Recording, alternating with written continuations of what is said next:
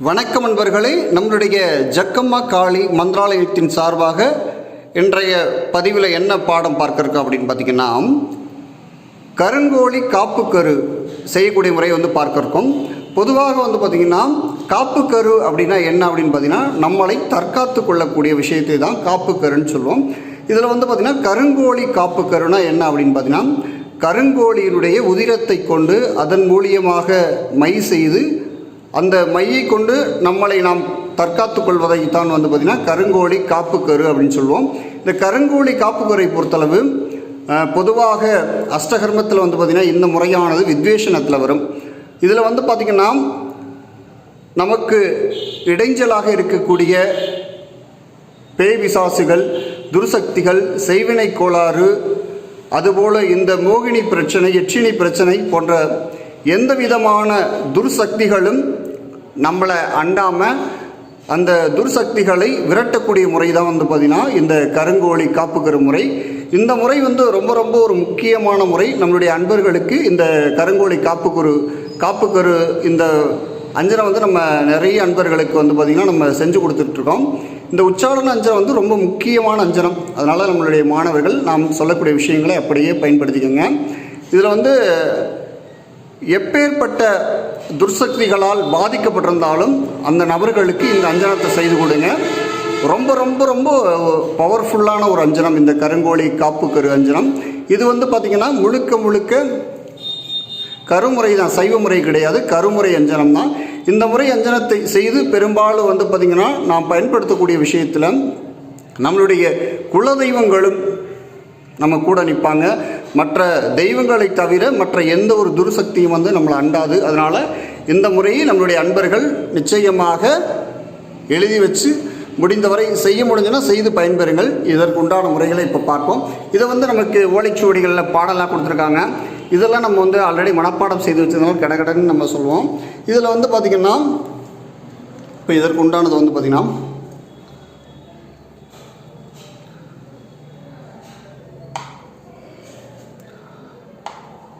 கம்பளத்தான் மந்தையிலே கருகமணி பாசியிட்டு இளந்தமிழ் கொட்டகட்டி இருந்தாடி குரு சொல்லி கம்பளத்தான் குடிவிளங்க காப்பவளாம் சக்கதேவி தாயே உமைபணிந்து தான் அறிந்த சுட்சமத்தை ஏடறிய கீறி வைப்பேன் எடுப்பார்க்கு பாக்கியமே இருளுருண்ட நாளதிலே இட்சநடு நிசியெழுந்து பிணமெரிக்கும் வனம் போய் பிசகாது சடங்கு கட்டி திரித்தமுட்டு துணி தேடி திராகனை சுடரேற்றி கருங்கோழி எட்டறுத்து கச்சிதமாய் உதிரமதை கொப்பரையில் கொள்ளவிட்டு கொன்ற கருங்கோழிதனை திக்கெட்டும் தான் வீசி தீர்க்க உரு உச்சாடன்னு சொல்லிட்டு இதில் இந்த மந்திரத்தை கொடுத்துருக்காங்க. இந்த மந்திரம் நம்ம கொடுக்கல. விருப்பப்படக்கூடிய அன்பர்களுக்கு கேளுங்க, கண்டிப்பாக நான் சொல்லித்தரேன். கொப்பரை உதிரமதை கொண்டே வனமேறி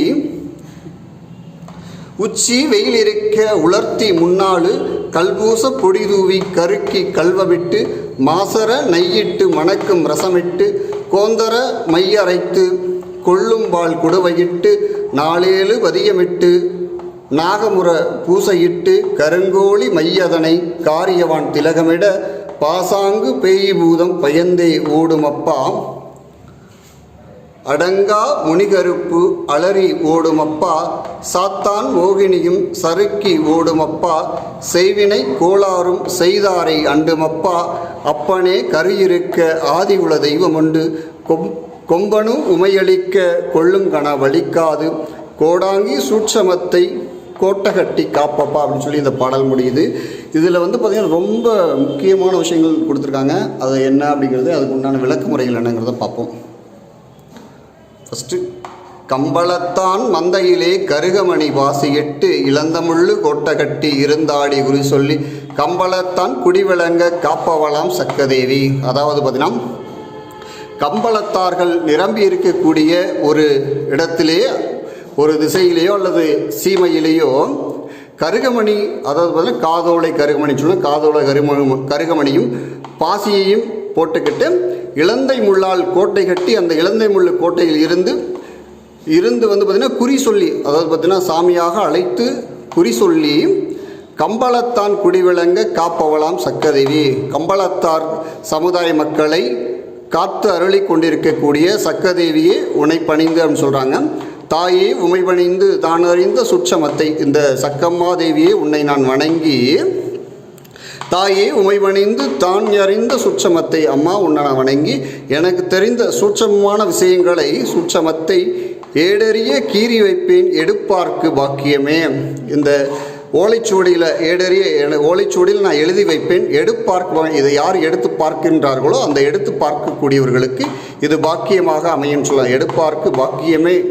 இருளுருண்ட நாளதிலே இச்ச நடு நிசி எழுந்து. இருளுருண்ட நாள் அப்படின்னு பார்த்தீங்கன்னா அமாவாசை நாள். இருள் சூழ்ந்த நாள், இருள் உருண்ட நாள்னா அமாவாசை நாளில் வந்து பார்த்திங்கன்னா அமாவாசை நாளிலே இச்ச நடு நிசி எழுந்து, அதாவது உச்சமாக இருக்கக்கூடிய இருள்னா நைட்டு 12 மணிக்கு மேலே வரக்கூடாது. அதான் இச்ச நடு நிசி எழுந்து, அந்த 12 மணி வாக்கில் எழுந்து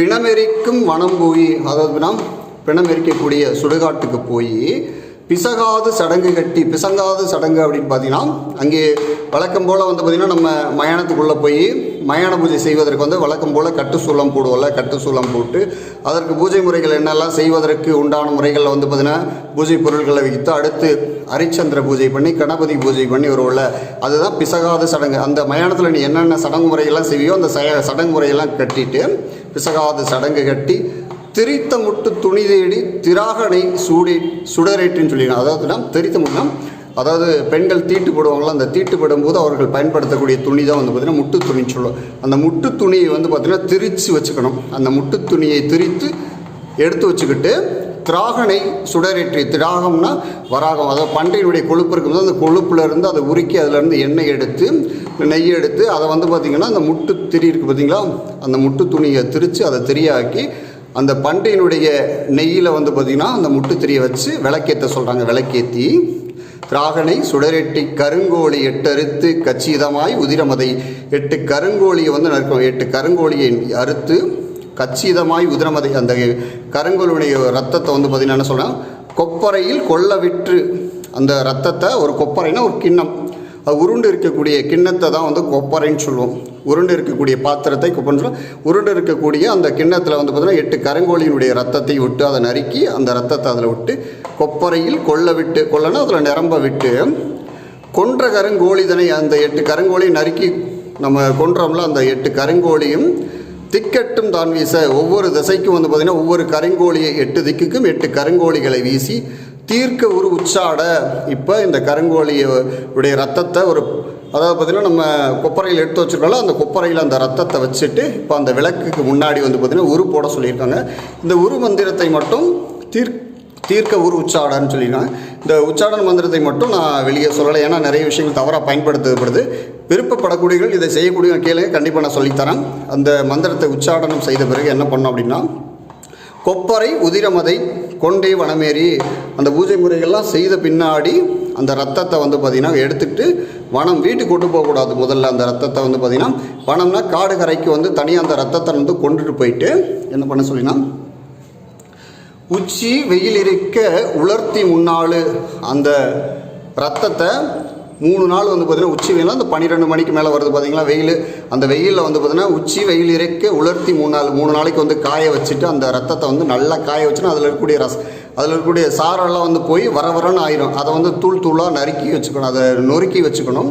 அந்த ரத்தத்தை வந்து நல்ல கருப்பு கலர் ஆயிரும். அதை தூளாக நொறுக்கி எடுத்துக்கிட்டு அதில் என்ன சொல்லணும், உலர்த்தி முன்னாள் கல்பூச பொடி தூவி கருக்கி கல்வமிட்டு, அதை ஒரு மண் பாத்திரத்தில் அந்த ரத்தத்தோடைய தூளை கொட்டி அதில் வந்து கற்பூரம் பார்த்திங்கன்னா அந்த கற்பூரம்னா கல்பூசம் சொல்லி கொடுத்துறாங்க. கற்பூரத்தில் தூளாக நொறுக்கி அதில் தூவி விட்டு அதை வந்து எரிக்கணும். எரித்து கரிப்பதத்துக்கு நல்ல கருகருன்னு கலர் மாறினவுடனே கருக்கி அதை எடுத்து கல்வத்தில் போடணும். அந்த ரத்தத்தை வந்து பார்த்திங்கன்னா கருக்கி கறி போல் ஆக்கி அதை வந்து கல்வத்தில் எடுத்து போட்டு மாசர நெய்யிட்டு மணக்கும் ரசமிட்டு, அதில் வந்து பார்த்திங்கன்னா அதாவது பார்த்திங்கன்னா சுத்தமான மாசு இல்லாத சுத்தமான நெய்யை வந்து சேர்த்து மணக்கும் ரசம் அப்படின்னு பார்த்திங்கன்னா அத்தருக்கு பார்த்திங்களா, அதுதான் அக்தரை வந்து மணக்கும் ரசம்னு சொல்லுவாங்க. அதில் அக்தரை சேர்த்து நெய்யை சேர்த்து வந்து பார்த்திங்கன்னா இப்போ மையை வந்து நல்லா கொந்தர மைய அரைத்து கொள்ளும் பால் கொடுவையிட்டு மையை நல்லா அரைச்சி திட்டு அல்ல மாதிரி நைஸாக மையை அரைச்சி என்ன பண்ணால் கொள்ளும்பால் அந்த அதாவது பார்த்தீங்கன்னா அந்த மையை கொல்லக்கூடிய அளவில் இருக்கக்கூடிய ஒரு குடுவையில் போட சொல்லணும். கொள்ளும்பால் குடுவையிட்டு 4-7 வதிகமிட்டு நாகமுறை பூசையிட்டு 7 நாள் வந்து பார்த்திங்கன்னா அதை பூமியில் வந்து பதுக்கி வச்சுட்டு அதன் பிறகு 7வது நாள் வந்து பார்த்திங்கன்னா எடுத்துட்டு முறம் இருக்கும். அந்த நெல்லெல்லாம் புடப்பொள்ள முறம், அந்த முறத்தில் வந்து பார்த்திங்கன்னா அந்த மையை எடுத்து வச்சு நாகமுரத்தில் எடுத்து வச்சுக்கிட்டு அதுக்கு தேங்காய் பழமெல்லாம் வச்சு பூஜை பண்ண சொல்லியிருக்காங்க. பூஜை பண்ணிவிட்டு அதற்கடுத்து கருங்கோழி மையதனை காரியவான் திலகமிட, அந்த கருங்கோழி மை பூஜை பண்ணி எடுத்து சொல்லக்கூடிய கருங்கோழி மையை யார் அதனால் செய்வினை கோளாறு போல் மாற்று கோளாறு பாதிக்கப்பட்டிருக்காங்களோ அந்த நபர்களுக்கு நாம் திலகமாக பயன்படுத்தும் போது அவங்க நெத்தியில் வைக்கும்போது பாசாங்கு வேகி பூதம் பயந்தே ஓடுமப்பா. இந்த பேய் பூதம் நிறைய பேருக்கு வந்து பிடிச்சிட்டு அவங்க ஆடிக்கிட்டே இருப்பாங்க. அவங்களால அந்த பேய் பூதனால நிறைய பேருக்கு பிரச்சனைகள் உண்டாகும்.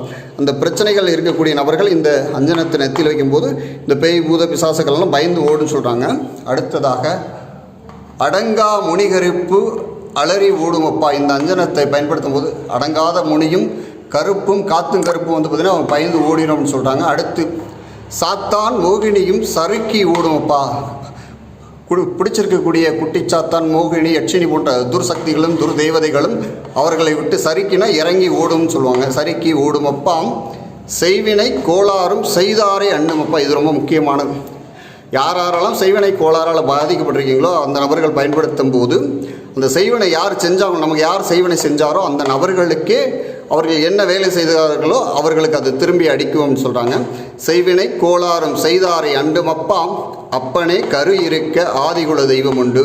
இந்த கருமையை நாம் பயன்படுத்தும் போது நம்மளுடைய குலதெய்வம் ஆதியாக அதாவது வழியாக நாம் நம்மளுடைய முன்னோர்கள் யாரை குலதெய்வமாக வழிபட்டு வந்தார்களோ அந்த குலதெய்வத்தினுடைய அருள் வந்து நம்ம கூட நிற்கும்னு சொல்கிறாங்க. கொம்பனும் உமையளிக்க கொள்ளும் கனவழிக்காது. அதாவது பார்த்திங்கன்னா எப்பேற்பட்ட கொம்பனாக இருந்தாலும் ஒன்றை அழிக்க நினச்சா யாராலையும் அழிக்க முடியாத ஒன்று, அவங்க கண்டு இருக்கக்கூடிய கனவானது பழிக்காதுன்னு சொல்கிறாங்க. அடுத்ததாக கோடாங்கி சூட்சமத்தை கோட்டகட்டி காப்பப்பா. இதுதான் ரொம்ப முக்கியமானது. ஆனால் இந்த விஷயத்தில் தான் நம்ம தவறிட்டோம். என்ன அப்படின்னு பார்த்தா இது வந்து ரொம்ப ரொம்ப சூட்சமானது கொடுத்துருக்கக்கூடிய கோடாங்கி சூட்சமத்தை கோட்டகட்டி காப்பப்பா. இந்த கோடாங்கி சொல்லியிருக்கக்கூடிய சூட்சமத்தை கோட்டையில் இருக்கக்கூடிய ஒரு பொருளை எப்படி பத்திரமாக வச்சுருப்பாங்களோ அதே போல் இந்த சூட்சமான விஷயங்கள் நீ பத்திரமாக வச்சிரும் அப்படின்னு சொல்லியிருக்காங்க. ஆனால் நம்ம எல்லோரும் தெரிஞ்சுக்கணும் அப்படிங்கிற நல்ல நோக்கத்தோடு இதை வந்து வெளிப்படையாக சொல்கிறோம். இதில் சூட்சம்னா கோடாங்கி சூட்சமத்தை கோட்டையில் ஒரு பொருளை எப்படி பாதுகாப்பாக வச்சுருப்பாங்களோ அதே போல் நான் சொல்லியிருக்கக்கூடிய விஷயங்களை பாதுகாப்பாக வைத்துக்கொள் அப்படின்னு சொல்கிறாங்க. எல்லோரும் தெரிஞ்சுக்கணும் அப்படிங்கிற நல்ல நோக்கத்தோடு இதை நம்ம வெளிப்படையாக சொல்கிறோம். இதில் இருக்கக்கூடிய முறைகள் ரொம்ப ரொம்ப முக்கியமான முறைகள். செய்வினை கோளாறால் பாதிக்கப்பட்டிருக்கக்கூடிய அன்பர்களுக்கு இந்த அஞ்சனத்தை உங்களால் முடிஞ்சதுன்னா நீங்களே செய்து பயன்படுத்திக்கங்க. முடியாத பட்சத்தில் சொல்லுங்கள். நம்ம நிறைய அன்பர்கள் செய்து கொடுத்துட்ருக்கோம். விருப்பப்படக்கூடியவர்களுக்கு முடிந்தால் செய்து கொடுக்குறோம். நன்றி, வணக்கம்.